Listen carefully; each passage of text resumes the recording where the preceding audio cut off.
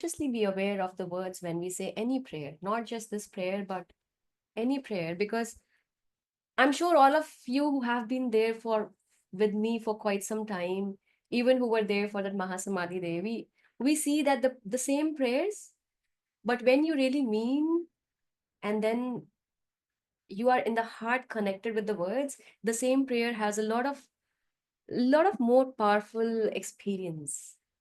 So any prayer for that matter, whenever, don't say the prayer. If you are saying any prayer, then just say it feeling it, like meaning it.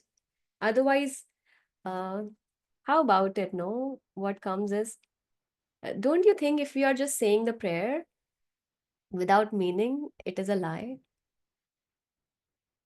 Yes or no? Any prayer for that matter, any prayer for that matter.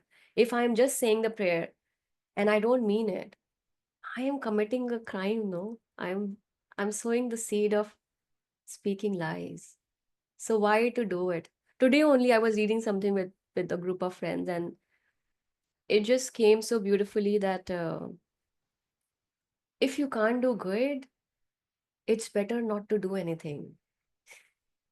You know, it's like instead of sowing a negative seeds, it's better not to sow anything. It's still good. So don't say the prayer only if you don't feel like you mean it. You say, no, I don't want to be a servant. I really want to be a boss. It's okay. Don't participate in that moment. Just say that I am not ready yet. It's okay. But then don't imitate the prayers. Can we share this message on the volunteers or you can share, anyone can share. I think this recording is already there, no? I hope it reaches to, so a lot of time people, okay, I'll share this before saying the prayer. I think it's going to help everyone. Um, I have seen, as a child, I have seen that this, you know, being in a social group where it is spiritually there, like participating in those group meetings where it is for some Vedas or from some Puranas, like the Bhagavad Gita and everything. I noticed as a child that a lot of people join as a social status symbol. Just like I go to gym, I go to the Bhagavad party. This it's the same attitude, because you talk to them, they may remember everything verbatim before the person saying. They may remember word by word the shlokas, but there is nothing in the heart. There is nothing in the mind. So whenever we say something and we don't really mean it, it creates conflict in our system. And this same conflict can also manifest, and it does manifest as diseases, as blockages. So one person is asking, do I need to do any pre-work? It is always good to exercise, a little bit of exercise and something before any meditation, but it's okay. It's okay. This archangel meditation is, but that does not mean you should not do it. You should always do it, because that really helps you make the maximum benefit of whatever you are doing. Okay, so don't take me by my word. Don't take my words against it when I'm saying it's okay. So it's not okay to take things non-sincerely. And now the degree to your sincerity depends upon each one of us. So there is, I think, at least all of us who have been there together in the book study, and all of us, I think we are already reached at that level of inner consciousness where we don't do things to show or for someone else. We do things because in our heart, I know, right? So it's, can we use, so it's fine if somebody wants to use to put salt water, and it's just fine. There is no restriction as such with our this archangel meditation. It's a one way to say it's a very selfish meditation. Because in that, have you seen, we just we bring the beings in front and back, right and left, and we just say, give us, give us, give us. So it's anyways, so do whatever, it's fine.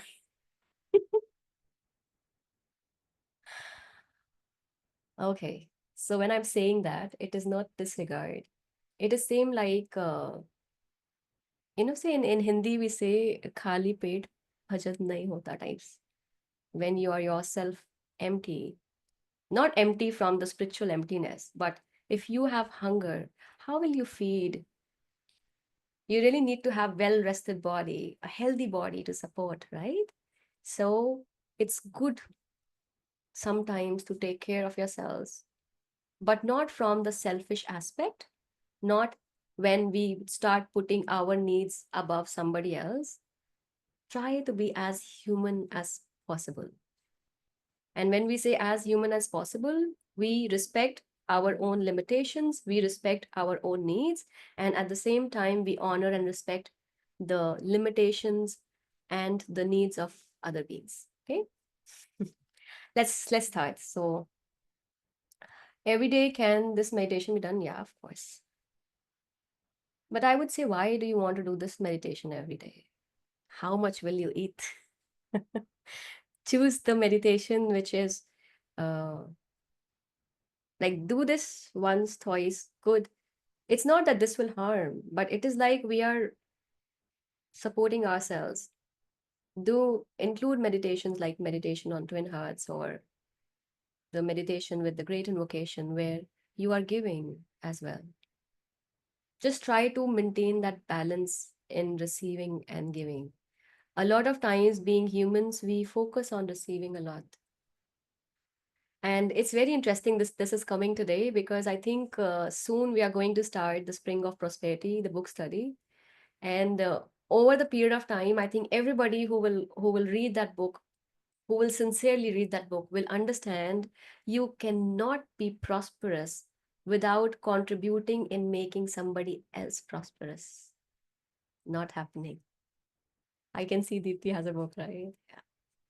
So it's very interesting. So it's good to fill your own tummy, but it's always very, very important that you make sure that people around you are fed too. And if they are not fed, share what you have, and then they'll be prosperous, you'll be prosperous. Together, you'll have a lot to have together. Anyways, let's move ahead. Let's start with the prayer. Be receptive.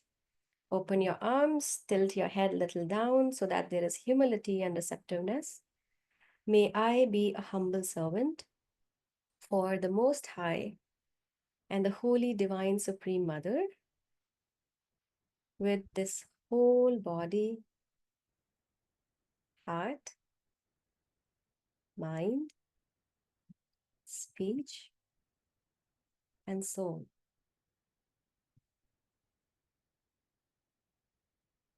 Your hands in blessing position. May I show compassionate activity towards every person and every being without exception, in the higher, in the middle, in the lower worlds, and in all 10 directions.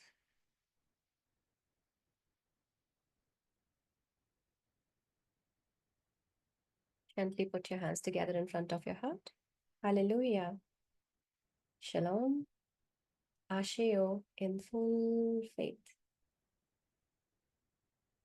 Let's chant Om thrice. Om.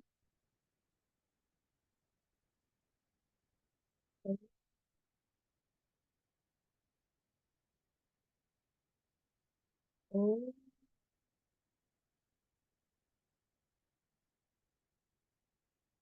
Lead us, Lord, from unreal to real, from darkness to light, from death to immortality, from chaos to beauty. Om Shanti Shanti Shanti.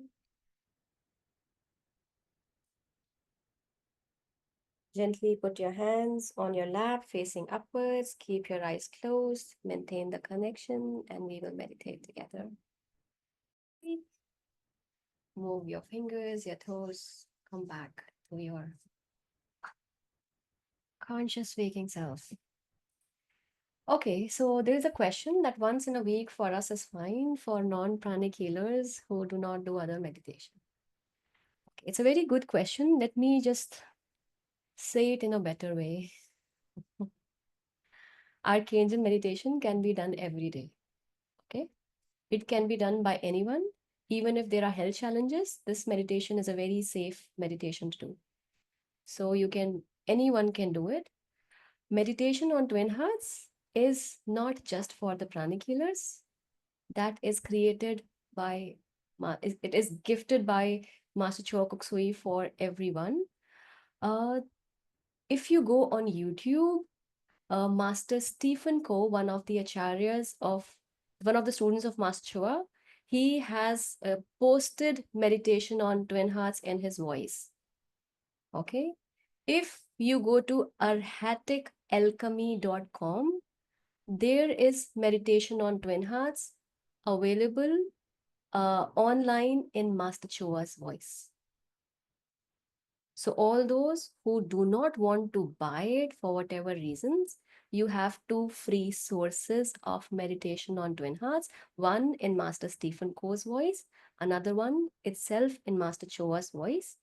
Okay. But the meditation on twin hearts, it brings us so much of energy. So if somebody has heart ailment, somebody has high blood pressure problem, if someone is pregnant, if someone has issues related to eyes, they should not do it. Okay. But archangel meditation can be done by anyone. Is that okay? Okay, let's say add another layer of it. Let's say someone says that I really connect very well with archangel meditation. I don't feel like doing any other meditation. And I don't want to be self centered. In archangel meditation, towards the end, Master Nona says that may I be in divine order, alignment. And then there's the word, beautiful word that says that wherever I am, God is. Yes. So if wherever I am, God is, should I behave angrily when God is right there with me? Should I steal? Should I criticize somebody? Should I project negative thoughts? Should I feel jealous? So just like be sincere with the prayers, be sincere with the meditation.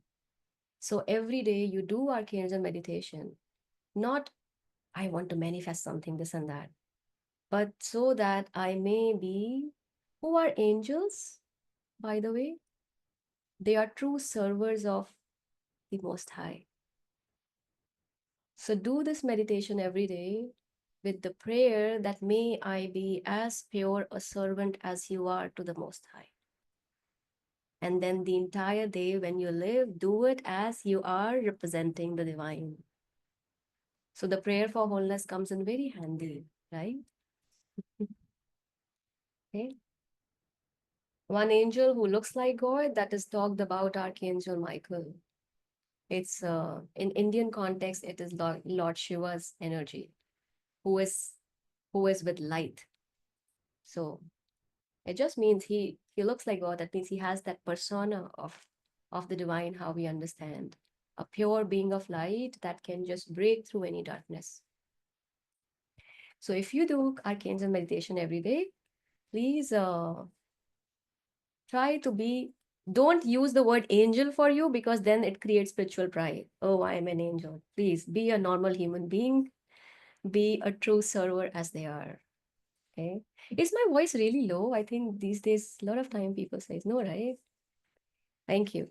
So let's start. I have something to share of from the book The Wisdom of the Zodiac Piscean Constellation. Today is the last day we are talking on Piscean Constellation because the next Thursday it will be the new moon of Aries. So we will go to the volume 1 of this book and we will read about the Aries constellation. So before we go there, let's at least finish a part of it what we were reading. So we read the story of Hercules and we were trying to understand the spiritual essence of it. I'm just going, I'm just skipping a little part so that we can go to a part which can be covered nicely for today's session. So Hercules represents the spark in relation to the red cattle. Red cattle, when we read last time, it was the red cattle who are liberated represent all those on the wheel of the zodiac who must be liberated from the 12 signs of the zodiac. So the red cattle is kind of us, the beings who are stuck in that cycle of the zodiac. So Hercules represents the spark in relation to the red cattle or to his vehicles and their cells and atoms. In Pisces, Hercules is in the last labor of the zodiac. So that means the spark is in the last labor of the zodiac, that is the Pisces, to free the cattle and to liberate himself from the clockwise turning of the zodiac wheel. So in one of the esoteric meaning is when we are talking about Hercules, it is like a spark who is putting a lot of efforts in the last zodiac sign, that is Piscean, so that the human beings can be liberated from the cycle of birth and death, let's say. Okay. So in Piscean, he is in the last labor of the zodiac to free the cattle and to liberate himself also. Because that being is stuck. It is like Hercules as if is representing the solar angel who is stuck with the humanity till the humanity is liberated. That being is stuck with the humanity, let's say, you know. These symbols take on various meanings according to the level they are representing. So, like for example, wherever the level is, whichever level we lie, these symbols may have various meanings according to the level they are representing. For example, in lower levels, Hercules is the transpersonal self, redeeming and saving others. So in lower levels, we can say that Hercules is kind of us, our transpersonal self, who is trying to become better, redeeming ourselves and redeeming others. He is acting as a solar angel in relation to the human soul. On a higher spiral, Hercules represents the human soul who now can fight for their own liberation and lead the red cattle. So on the higher spiral, on the higher level, Hercules represents the human soul who now can fight for his own liberation and lead the red cattle, the cells and atoms of his various bodies towards higher dimension. So in lower level, Hercules, let's say, is the solar angel. In the higher level, you can say Hercules is a human soul who itself is refined enough, who is fighting to liberate oneself. Okay. Once the human soul is able to master his bodies, he become a savior for all those who are still sleeping in matter. So when the human soul masters its own body, it converts into being a savior, and so that he can help all those other beings who are still sleeping in the matter. This is the human destiny. This is a very beautiful part. A lot of people ask about what's my purpose, why am I just taking birth again.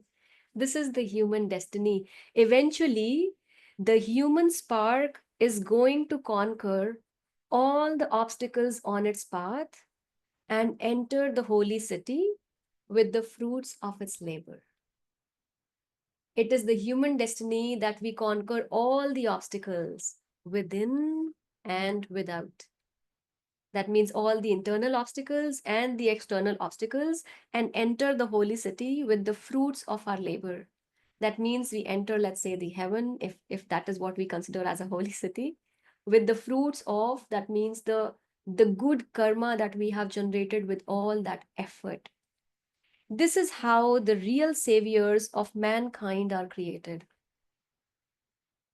And see, who are the real saviors of mankind? People like you and us only, right? It's who will become a mankind savior? A mankind can only become. That's why when we talk about Lord Ram, Lord Krishna, Sai Baba, Jesus Christ, they all came in the human form.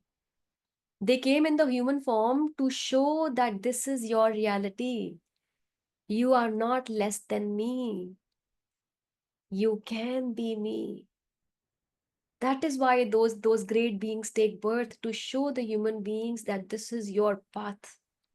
That is how the Christ says, no, the path to heaven, to path the path to the Father is through me. That does not mean that you have to follow him like a god. It means you have to be him, and then only you can be in connection with the Creator directly. So this is how the real saviors of mankind are created. They come and release the enslaved, imprisoned sparks within us.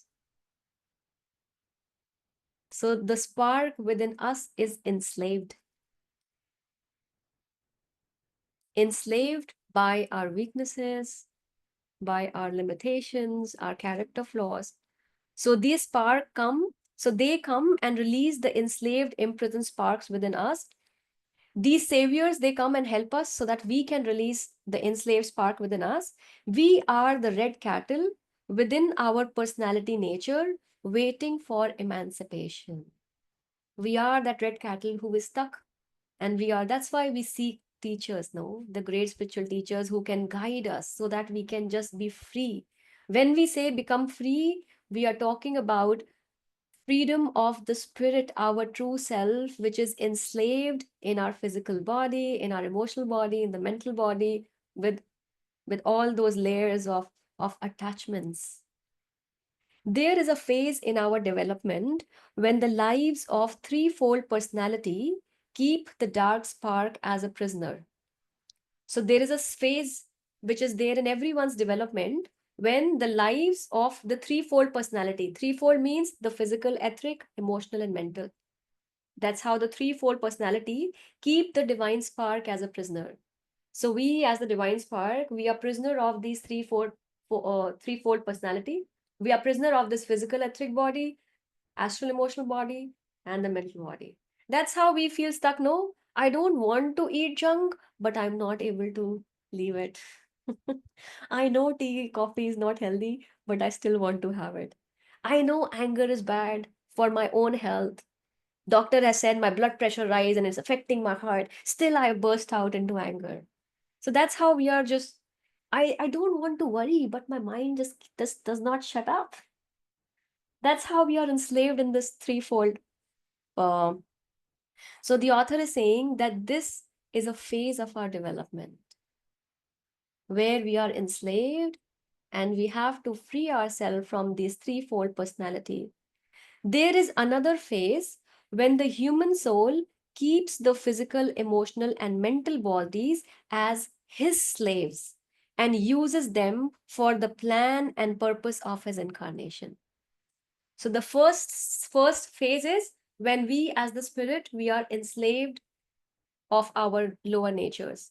The second phase is when we are the master, when we have the control over on these three bodies, and then we use these three vehicles for manifesting the plan and purpose of our own incarnation. So when we talk about Christ, he was doing that second phase.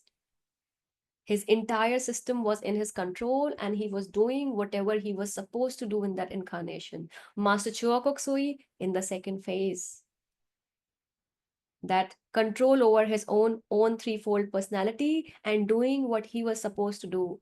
You read autobiography of a yogi, second phase. Sai Baba, second phase. Ram, second. When we go to Ram Krishna, I feel the distance becomes even more. We just see them and perceive them as God very much different. But when we say Sai Baba or Master Shiva, they still feel like human. Christ still feels like human to us, right? So in the third phase, the spark totally releases itself from the worldly interest and enters the holy city, the spiritual triad. That is what happened when the Christ was crucified.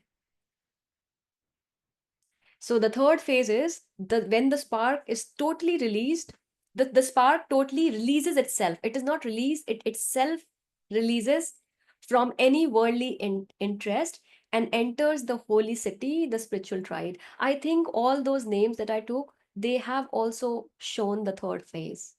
They were not interested with the worldly things. Masachoa, not interested.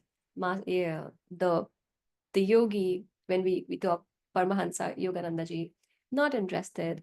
We talk about Sai Baba, not interested. They are just there, completely dedicated to what they're supposed to do. So that is the third phase. You can still be in this physical body, and you can be in that third phase where you are just dedicated to the purpose and nothing else matters. The energy of Pisces provides those inspirations by which we can achieve victory over our lives. So this constellation provide all that inspiration, all that resources that we need so that we can get victory over our lower nature. Even now we still have, it's like every time it's there. It's not that that planet will stop impacting us. We are talking about this time because the full moon and the moon energy is too much there, that energy is too much present. It does not mean that when we talk about the constellation of Aries, the Piscean energy is not there. It still exists now. So when we understand, if we need that, we can connect with. And how to connect? Just consciously intend that I seek the help from the Piscean constellation. Help me liberate myself from all these vices, these lower desires, so that I can consciously live my purpose. We are all living, but we are unconsciously living. We just do not know what our purpose is. We are just doing whatever it feels like. So if you really want to know, you can take help from the Piscean constellation, the energy. The energy of Pisces provides those inspirations by which we can achieve victory over our lives. The energy of Pisces stands for liberation on all levels.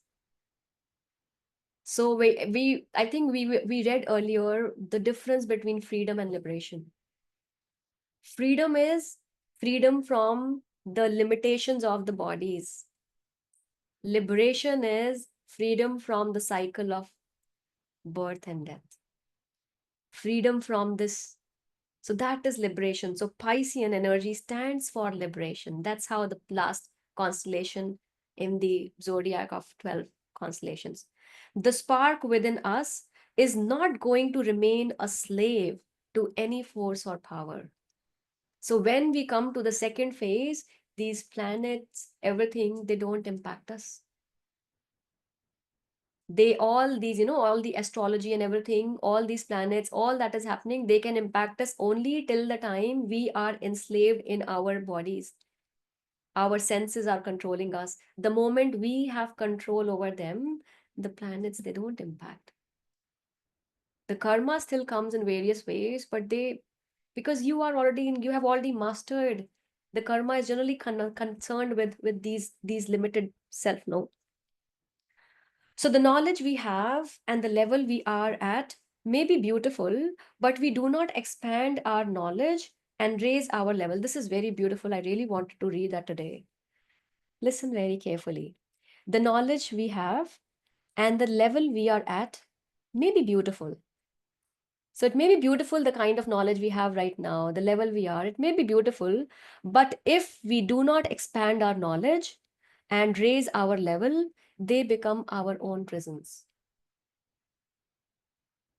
So whatever level I am, the moment I feel, oh, I know, and this is just fine, and it becomes that level itself becomes our own prison. So if I'm stuck being a pranic healer, pranic healing itself is my own prison because I am not going to look beyond the teachings of Master Shiva.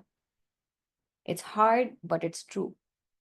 If you believe whosoever, and then you say, but this religion of mine is it, that religion itself is becoming your prison because you are stopping from learning. You are stopping from expanding. So the knowledge that we have and the level we are at may be beautiful, but if we do not expand our knowledge and raise our level, that same knowledge and level become our own prisons. What is a prison? You don't go out of it, right? So if I'm not learning anything beyond, I am in my prison, right? When a child goes to kindergarten, the knowledge he learns is good, but he does not strive to get out of kindergarten and expand. But if he does not strive to get out of kindergarten and expand his knowledge, the kindergarten becomes his prison. Yes or no? If the child says, no, I like the preschool, it's so much fun. I don't want to go in the middle school. I don't want to go further. You cannot just be in the preschool the entire time. The same is true for a great scientist or a great philosopher. Same. They stand in relation to what they should know in the future as little children playing with toys. So it is like the same is for the philosopher, for a scientist. They stand in relation to what they should know in the future as little children playing with toys. It's very beautiful how the scientist, I mean, how the author says, a scientist of 1500 AD in comparison with a scientist today was in complete darkness. Yes or no? 1500 AD, the scientist there, if we compare to the scientists of current time, won't we feel, oh my God, he did not know so much? He was living in darkness. A great scientist today will be considered ignorant in the in comparison with the scientist of 2500 AD. So the one who thinks I am super, like super great, super philosopher, super intelligent, I would be considered ignorant in the coming future. Same happens, I think a small bits of it, we experience that with our children. When they say, oh, mama, you're pronouncing it not right. Oh, no, that is not correct. Oh, do you know? And then say, okay. So we have that glimpses even now, if we are open and not blinded with our own pride of knowing it all. So whatever we know is good, but we cannot just stop there. That path of continuation of learning and expanding your consciousness is a continuous process. If anyone is stuck on the path of his knowledge will turn into the heaviest obstacle on his path. I would repeat that. If anyone is stuck on the path of his knowledge, stuck there, this teacher, this teaching, that's it. If anyone is stuck on the path of his knowledge will turn into heaviest obstacle on his path. That is why Master Choa Kok Soi himself has recommended so many different authors. He himself was a very good student learning from various schools of thoughts. Do not get fanatic with your school, with your teacher. Do not get fanatic with your own religion. Please. This is what is, in a sense, the dweller on the threshold. So if you have heard the word the dweller in the threshold, this is what it means. When you stop expanding, you are stuck with whichever knowledge you are in. Because of this, the spark, the real man, eventually learns not to identify with the physical, emotional, and mental worlds. The wise person uses his knowledge but never identifies with it. So, a wise person is one who uses the knowledge but does not identify with that knowledge. Does not mean that this is it. It's always a student, always learning and growing and being better. Striving is always there. He uses books and various instructions, but he knows that they are transient and he remains open for greater light. So, a wise man uses the books, uses instructions, but also know that they are a part of my process of evolution. I cannot just stuck with one knowledge. But a lot of time when I look around, it is sad to say that fanaticism comes, the blind faith comes so strongly that the person do not want to talk about anything else. As if, how can you belong in the school and do this? Okay. A wise person knows that there is no absolute truth for him because all he knows is the result of the responses and reactions of his mechanism to life. How the teaching says, no, the truth is dynamic. As a child, I just know that I have two hands and then one nose with two nostrils and two eyes. And then when I become a little older, I thought, no, there are organs. Then I become older, oh, there are nervous system, there are neurons, there are cells. Then I become in the spiritual school. I say, oh, it is not just this body. I have energy body, I have emotional body, I have mental body. Then I go further. Oh, there's a spiritual body, there's a etheric body, there's a causal body. And then I go further. Oh, there is cosmos, the human in this cosmos. is really, really small part. It's the physical plane. There are so many other planes. And then that goes endless, right? So wise person knows that there is no absolute truth for him, because all that he knows is the result of the responses and reactions of his mechanism to life. The way I respond to life, the more I receive from it. There's a very beautiful teacher, Om Ram Mikhail. He says the nature is the beautiful and most powerful teacher. We have forgotten sitting with the nature. If you genuinely, with open heart and mind, sit with the stream of river, if you sit with the rock, the mountains, they will tell their stories. They will give you a lot of wisdom. So a wise person knows that there is no absolute truth, because all he knows is the result of the responses and reactions of his mechanism to life. When your machine is refined and your reaction change, your previous knowledge seems inadequate to you. That's true, right?